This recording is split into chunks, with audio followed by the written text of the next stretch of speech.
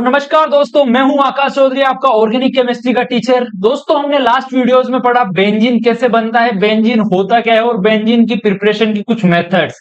आज हम पढ़ने वाले हैं फिनोल्स के बारे में, यानी कि method of preparation of phenols और रिएक्शन ऑफ फिनोल्स। आपके सवाल रहेंगे काफी कि फिनोल होता क्या है। तो दोस्तों, मैं बेसिकली बता दूं, बेंजीन के ऊपर OH ग्रुप जुड़ने के बाद जो बनता है प्रोडक्ट, उसे हम बोलते हैं फिनोल। तो दोस्तों, अभी तक आपने चैनल को सब्सक्राइब नहीं किया है तो फटाफट से जाकर कटारिया फार्मेसी को सब्सक्राइब कर दीजिए, ताकि आगे आने वाली वीडियोस की नोटिफिकेशन आप मिस ना कर सको। और हमारे साथ जुड़ने के लिए चैनल को सब्सक्राइब कर दीजिए। टेलीग्राम ग्रुप ज्वाइन नहीं किया है तो फटाफट से जाकर टेलीग्राम ग्रुप ज्वाइन कर लीजिए। हमारा एप्लीकेशन भी लॉन्च हो चुकी है, वहां भी जाके आप डाउनलोड कर सकते हैं। नोट्स वगैरह, कंप्लीट पीडीएफ वगैरह आपको वहां मिल जाएगी काफी अफोर्डेबल रेट में। तो दोस्तों, हमारी वीडियो आज की स्टार्ट करते हैं और जानते हैं कि आज हम सेकेंड यूनिट में क्या क्या पढ़ने वाले हैं और सेकेंड यूनिट में कौन से टॉपिक्स हैं मैन। तो आइए हमारी वीडियो स्टार्ट करते हैं दोस्तों। तो दोस्तों, सबसे पहले है यूनिट 2 सिलेबस के बारे में बात कर लेते हैं, कि सिलेबस में क्या क्या हम पढ़ने वाले हैं। तो दोस्तों, आज हम पढ़ेंगे फिनोल्स के बारे में, आखिरकार फिनोल्स होते क्या है, method of preparation of phenols और रिएक्शन ऑफ फिनोल्स के बारे में आज हम कवर करेंगे, और एसिडिटी ऑफ फिनोल्स भी कवर कर लेंगे थोड़ा बहुत, और बाकी आगे वाले लेक्चर में हम कंप्लीट करेंगे इसे। और आगे हम पढ़ने वाले हैं effects of substituent on acidity, qualitative test, structure and use of phenol, cresols, resorcinol, naphthols. तो दोस्तों, इनके बारे में हम पढ़ने वाले हैं। फिर उसके बाद में हम पढ़ेंगे एरोमेटिक अमाइंस के बारे में, यानी कि basicity of amines, effect of substituents on basicity and synthetic use of aryl diazonium salt. उसके बाद हम पढ़ेंगे एरोमेटिक एसिड्स के बारे में, यानी acidity, effects of substituents on acidity and important reaction of benzoic acid. इन चीजों के बारे में हम पढ़ने के बाद हमारा थर्ड सेमेस्टर का यूनिट 2 हम कंप्लीट कर देंगे। तो दोस्तों, कंप्लीटली 4 लेक्चर में ये यूनिट सेकंड कंप्लीट हो जाएगा। आज की लेक्चर स्टार्ट करते हैं फटाफट से और पढ़ते हैं कि आखिरकार फिनोल होता क्या है। Phenols are aromatic compound in which a hydroxyl group is directly attached to a benzene ring. तो बच्चों, फिनोल्स एक एरोमेटिक कंपाउंड है जिसके अंदर हाइड्रोक्सिल ग्रुप बेंजीन रिंग पे डायरेक्टली जुड़ा हुआ होता है। फिनोल्स को हम डायरेक्टली बात करें तो बेंजीन रिंग पे OH सब्स्टिट्यूएंट जुड़ा है तो वो होगा फिनोल। तो दोस्तों, इसकी हिंदी में डेफिनेशन देख लेते हैं एक बार।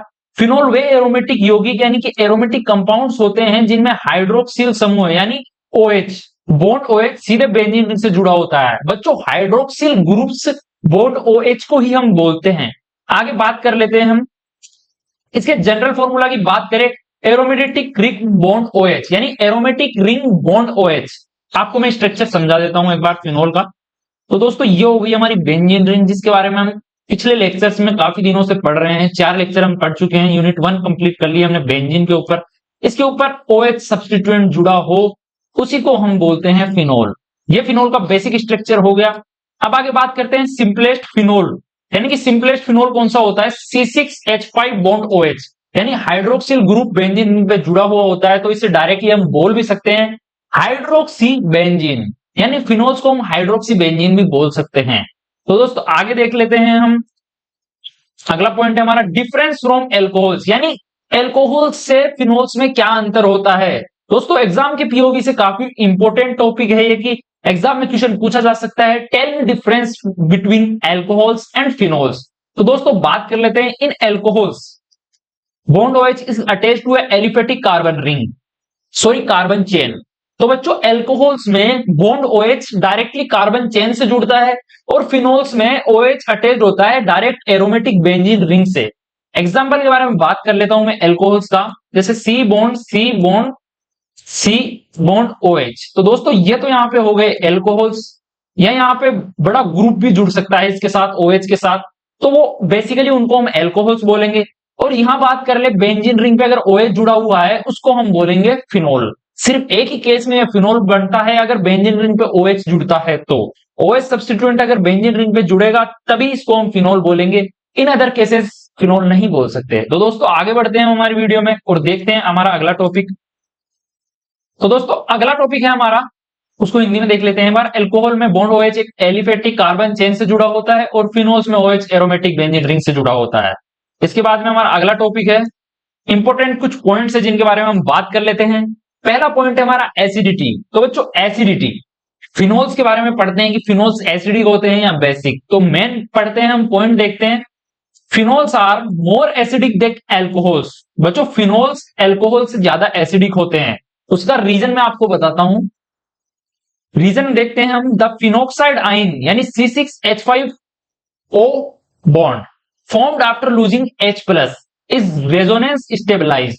तो बच्चों बेंजीन रिंग पे जो बॉन्ड OH जुड़ा होता है उसमें हीट करने के बाद H रिलीज हो जाता है और बच जाता है बॉन्ड OH। बात करते हैं जो कि काफी स्टेबलाइज्ड होता है क्योंकि इसके पास जो इलेक्ट्रॉन्स बचते हैं वो डीलोकलाइज हो जाते हैं, जो रिंग में डीलोकलाइज हो जाते हैं और उसकी स्टेबिलिटी और बढ़ा देते हैं, यानी उसका रेजोनेंस करने की कैरेक्टरिस्टिक्स है उन्हें और इंक्रीज कर देते हैं और बूस्ट कर देते हैं। कारण देख लेते हैं, हिंदी में पढ़ लेते हैं एक बार, हिंदी मीडियम बच्चों के लिए। कारण H प्लस निकलने के बाद जो फिनोक्साइड आयन यानी C6H5O नेगेटिव बनता है वह रेजोनेंस द्वारा स्थिर होता है। और वहीं बात कर ले एल्कोहल्स की, एल्कोहल्स में ऐसा नहीं होता, वो स्टेबलाइज यानी रेजोनेंस, एल्कोहल्स यानी एल्कोहल्स में बात कर ले, एल्कोहल्स में सिंगल चेन होती है उसमें रेजोनेंस पॉसिबल नहीं है, तो वो स्टेबलाइज तो ऑब्वियसली कम ही होगा इससे। आगे बात करते हैं अगले टॉपिक के बारे में, हम रिएक्शंस के बारे में। Phenols undergo electrophilic substitution reaction easily. तो दोस्तों phenol easily H plus ion को रिप्लेस करके दूसरा आयन जोड़ लेता है, सेम हमारी बेंजीन रिंग की तरह है। बेंजीन में जो H जुड़ता था वो रिप्लेस हो जाता था और कोई सब्स्टिट्यूएंट को जगह दे देता था, उसी तरह यहां भी जो बाकी H बचे हुए हैं ऑर्थो, पैरा और मेटा पोजीशंस पे वो रिप्लेस हो जाते हैं और दूसरे सब्स्टिट्यूएंट्स को ऐड कर लेते हैं, सेम बेंजीन की तरह। एग्जांपल देख लेते हैं नाइट्रेशन ऑफ फिनोल, यानी फिनोल का नाइट्रेशन देख लेते हैं हम। तो बच्चों बात करते हैं, एक सेकेंड इस डायग्राम को मैं रिमूव कर देता हूं ताकि आपको इजीली दिख सके यहां पे। तो दोस्तों अब यहां पे बनाने वाले हैं हम फिनोल। तो दोस्तों ये हो गया हमारा फिनोल। फिनोल की रिएक्शन करवाएंगे हम HNO3 के साथ, यानी नाइट्रेशन करवाएंगे हम basically.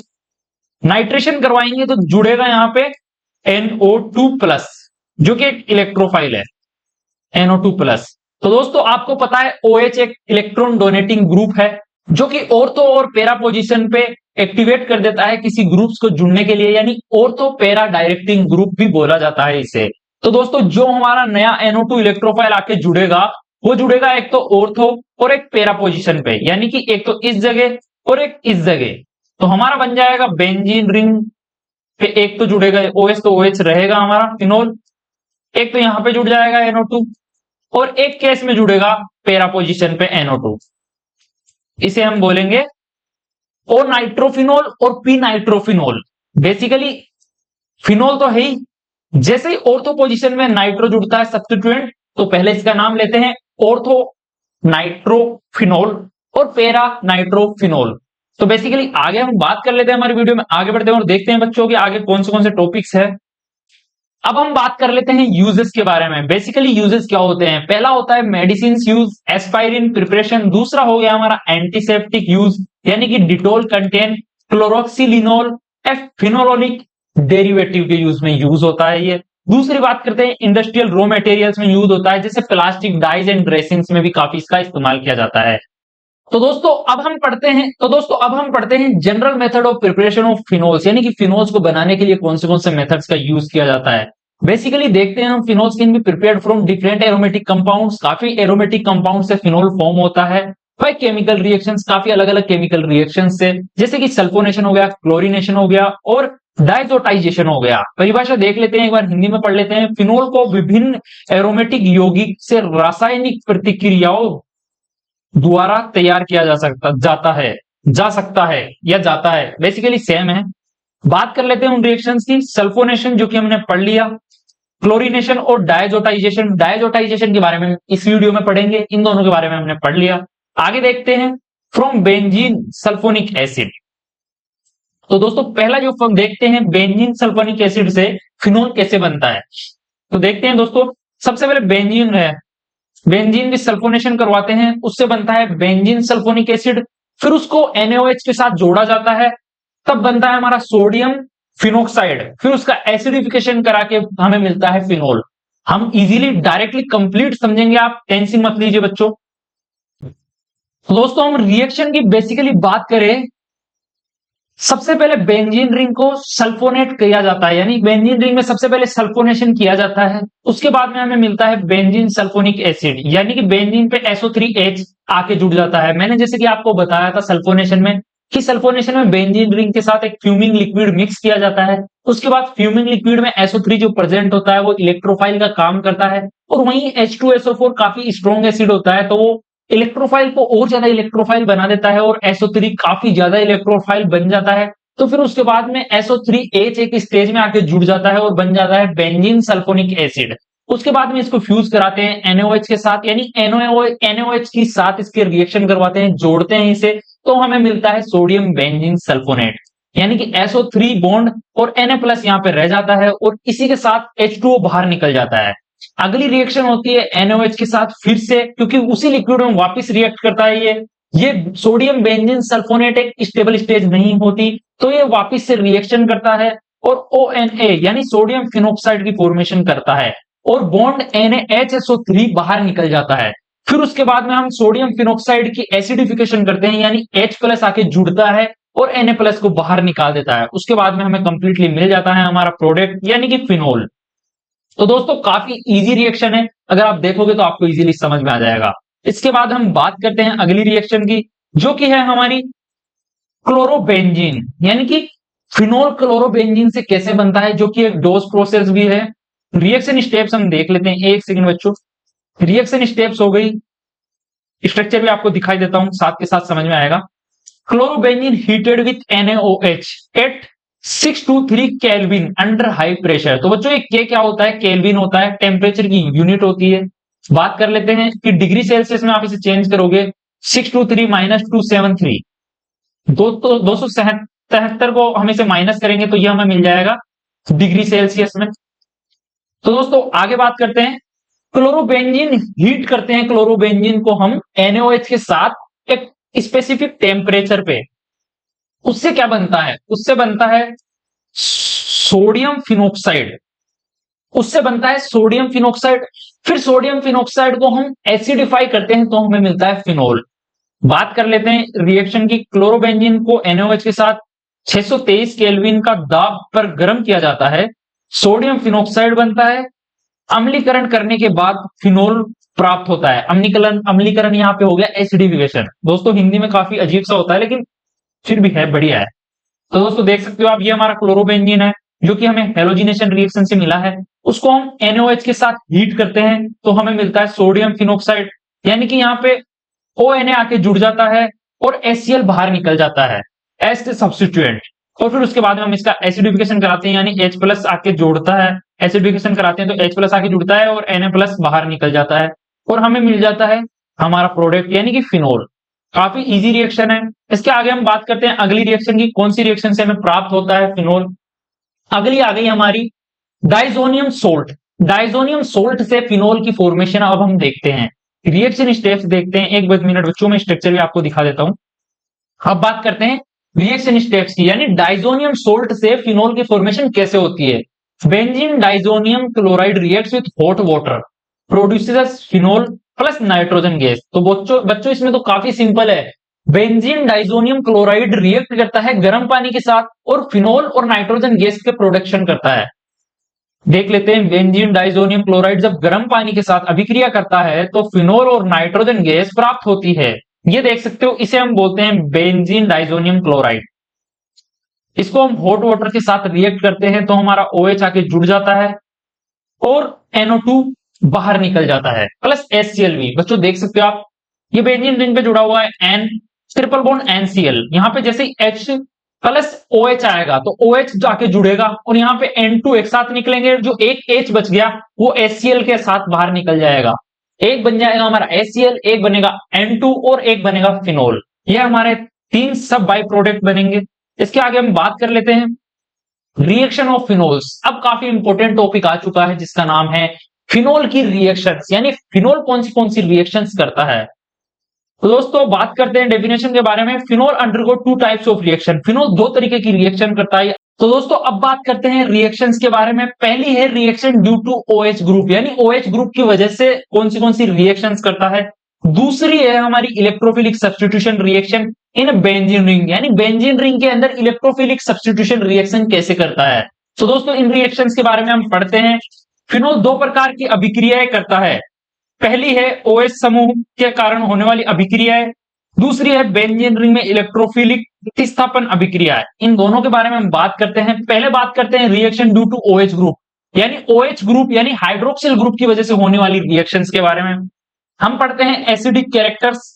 Phenol reacts with sodium metal, form sodium phenoxide, H2 gas release, यानी कि फिनोल रिएक्ट करता है सोडियम मेटल के साथ और बनाता है सोडियम फिनोक्साइड और हाइड्रोजन गैस रिलीज करता है।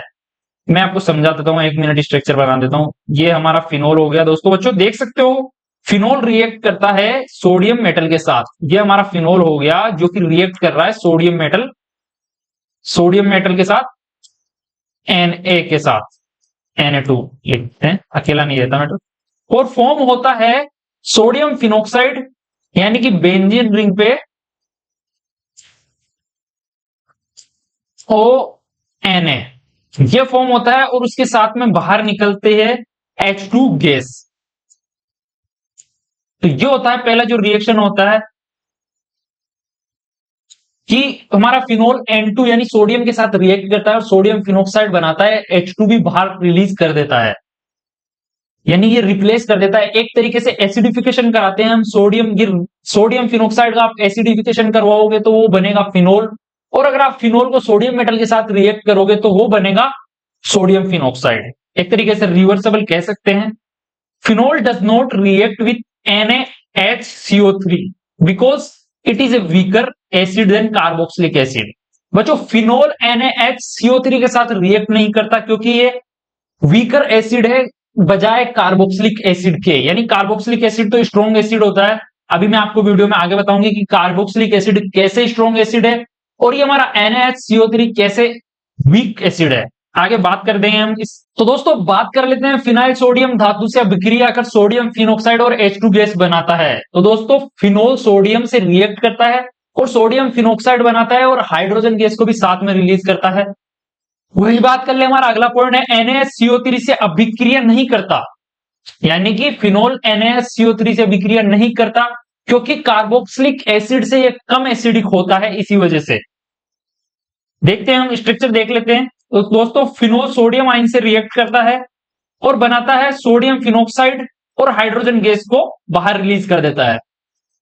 तो एक तरीके से कह सकते हैं कि दोस्तों फिनोल अगर सोडियम से रिएक्ट कराएंगे तो सोडियम आयन H को रिप्लेस कर देगा और सोडियम फिनोक्साइड बना लेगा और H2 गैस यहाँ पे रिलीज हो जाती है। वहीं अगर हम सोडियम फिनोक्साइड का एसिडिफिकेशन करवाएं तो यह हमें फिनोल की फॉर्मेशन देगा, यानी कि ये प्रोडक्ट देगा फिनोल, जैसे कि हमने पीछे पढ़ा फिनोल की रिएक्शंस में, प्रिपरेशंस में, sorry.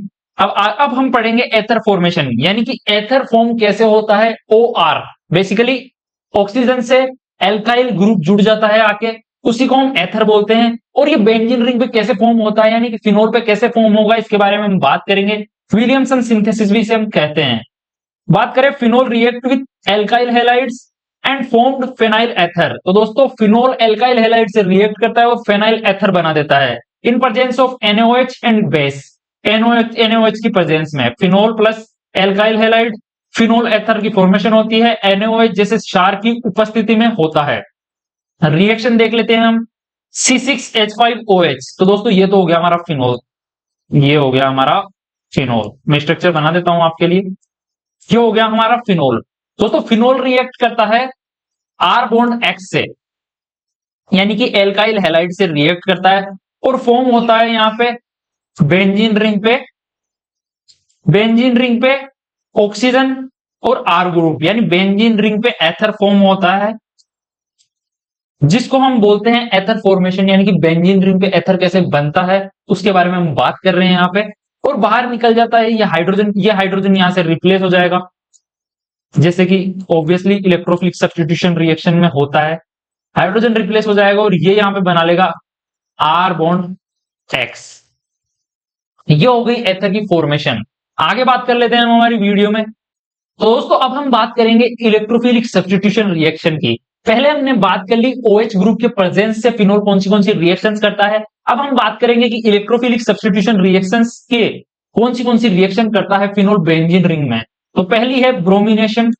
Phenol plus Br2 in water form 2,4,6 try bromophenol, white PPT। तो दोस्तों फिनोल ब्रोमीन यानी कि पानी में से अभिक्रिया कर 2,4,6 ट्राई ब्रोमोफिनोल सफेद अवशेष देता है। रिएक्शन की बात कर ले हम तो दोस्तों ये हो गया हमारा एक साइड फिनोल, ये हमारा बेसिक फिनोल हो गया।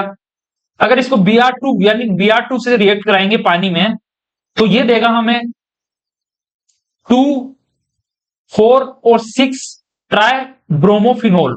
तो दोस्तों एक तरीके से मैं बता दूं आपको, जैसे हमारी बेंजीन रिंग पे कोई सब्स्टिट्यूएंट आके जुड़ता था, उसके बाद में बेंजीन रिंग डिसाइड करती थी कि ये कहां कहां पे डायरेक्टिंग हो गए, मतलब अब आगे जो सब्स्टिट्यूएंट्स आएंगे वो कहां कहां पे जुड़ेंगे। तो दोस्तों OH अगर बेंजीन रिंग पे जुड़ा है तो ये एक्टिवेटिंग ग्रुप हो गया और ये पैरा और ऑर्थो पोजीशंस को एक्टिव कर देता है, यानी कि आगे जो सब्स्टिट्यूएंट आके जुड़ेगा, यानी कि आगे इसका कुछ भी नाइट्रेशन, ब्रोमिनेशन, क्लोरिनेशन या सल्फोनेशन कुछ भी करवाएंगे वो इन पोजीशंस पे आके अटैक करेगा। जो इलेक्ट्रोफाइल आएगा वो इन पोजीशंस पे आके जुड़ जाएगा। उसी के हिसाब से अगर फिनोल यानी बेंजीन रिंग पे OH ग्रुप जुड़ गया, वो एक्टिवेट कर दिया बेंजीन रिंग को, यानी कि और ज्यादा रिएक्टिव कर दिया ऑर्थो और पैरा पोजीशन को, तो आगे हम उसका अगर हेलोजिनेशन करवा रहे हैं, Br2 एक तरीके से ब्रोमिनेशन हो गया, हेलोजिनेशन का टाइप हो गया।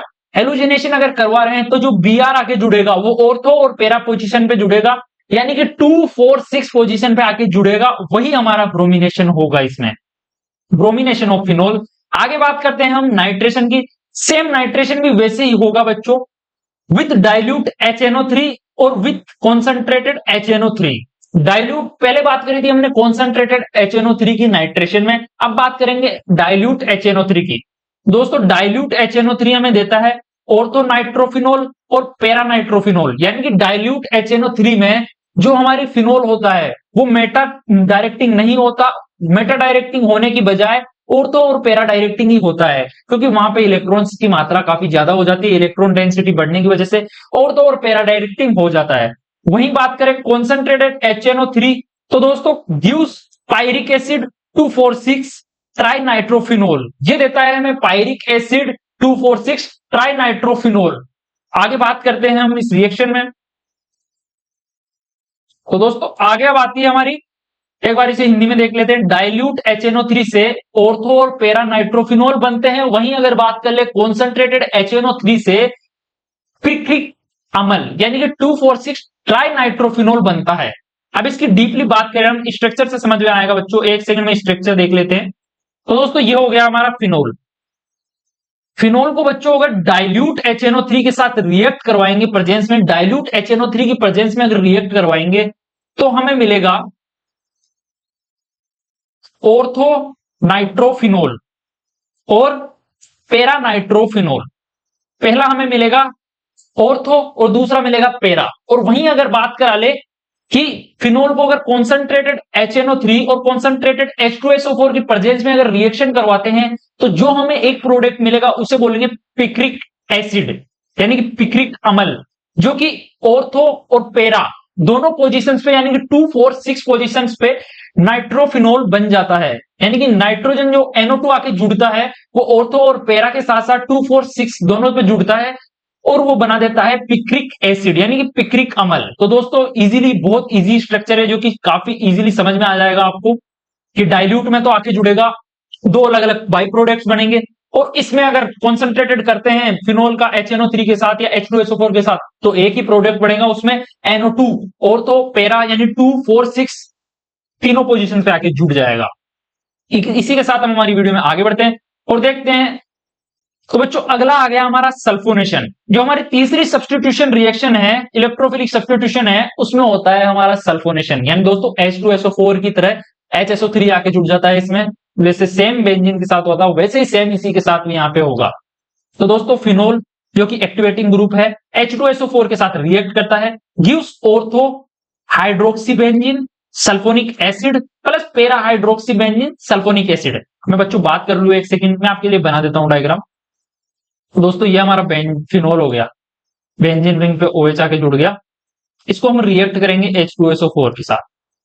H2SO4 के साथ रिएक्ट करते हैं, H2SO4 के साथ रिएक्ट करते हैं तो हमें मिलता है, पहले बनाते हैं बेंजीन रिंग, उस पे OH। तो दोस्तों ये भी ऑर्थो और पैरा डायरेक्टिंग है, तो यहाँ पे जो इलेक्ट्रोफाइल आके जुड़ता है सल्फोनेशन में HSO3 वो यहाँ पे आके जुड़ जाएगा HSO3 और एक प्रोडक्ट में आके जुड़ेगा नीचे पैरा पोजीशंस पे। ये हमारी हो गई फिनोल। तो दोस्तों फिनोल को मैंने आपको बताया था कि इसे हम हाइड्रोक्सी बेंजीन भी बोलते हैं। उसी के साथ साथ ये आके जुड़ जाएगा पैरा पोजीशन पे HSO3। तो ये दो बाय प्रोडक्ट्स यहाँ पे हमें मिलेंगे सल्फोनेशन में।